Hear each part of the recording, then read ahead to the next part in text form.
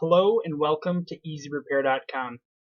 In this video, I'm going to show you how to manage your maintenance request routing. First, go over to the support and down to Manage Team, then go to the Request Routing tab. On this page, you'll see all of your request types and all of your buildings.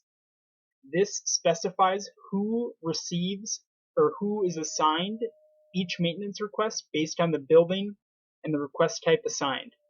So here you'll see that Building 1, Maintenance and Repairs, are automatically assigned to Bill Plumber. And Building 2 is automatically assigned to John Doe. Let's say we wanted to change this so Bill Plumber receives all maintenance and repairs. We'd go to Bill, and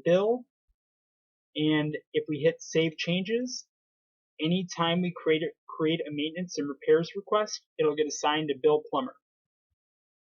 That's it for this EazyRepair tutorial. Thanks again for your time. We hope to connect with you soon.